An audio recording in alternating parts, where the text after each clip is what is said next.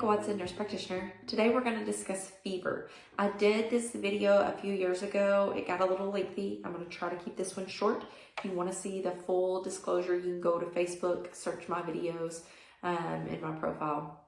So first off, this is a disclaimer. This is not medical advice, recommendations, or diagnosis. This does not take the place of a well child check or a sick visit.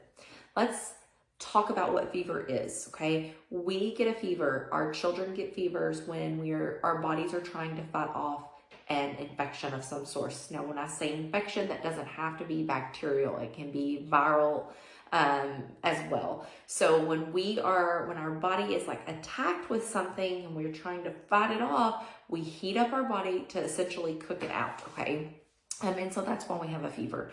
With that being said, it is a good idea to try to let our bodies do its part in fighting them off. And I know a lot of you are saying, whoa, but we have febrile seizures in children, and we do.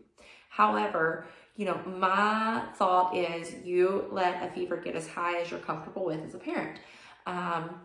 But what I do want to point out to you is that a temperature in a 1-month-old is different than a temperature, or a fever in a 1-month-old is different than a fever in a 1-year-old, okay? 1 month, 100.4, and we're wanting to see you in the office. We need to investigate.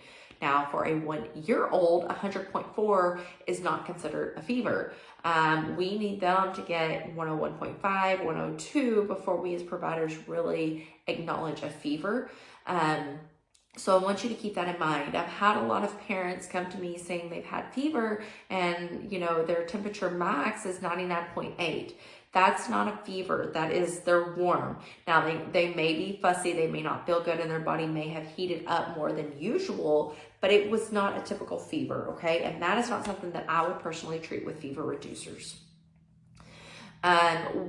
I tend to ride the temperatures out just a little bit, try to see, when our body will stop heating up and when that, and go to work and start fighting the fever before I give a fever reducer. My comfort level, because of my background and education, is probably different than many of yours, and that's okay too.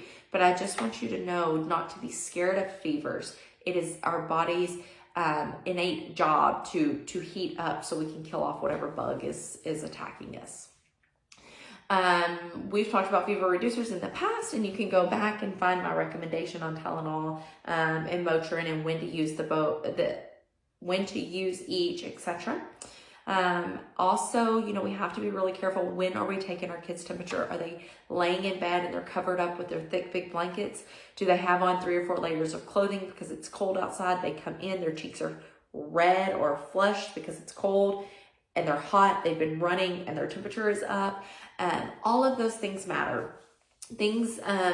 So when you're coming to the office and you're telling your practitioner and your provider, about your fever, just make sure that you're being really clear and upfront about, when you took it, how you took it, and what it was, and when you treated, if you treated. And if you have any questions about, a fever, always call and ask us. We love to answer questions. It's no problem. Also,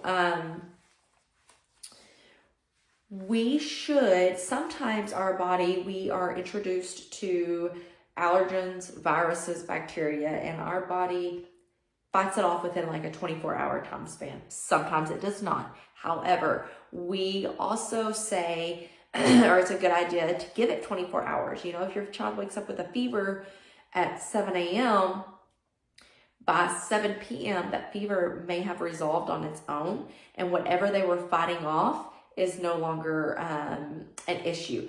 Now, if you were to bring them in earlier in the day, there's no guarantee that you're going to walk away with a firm diagnosis and a treatment plan. It just doesn't happen sometimes that way.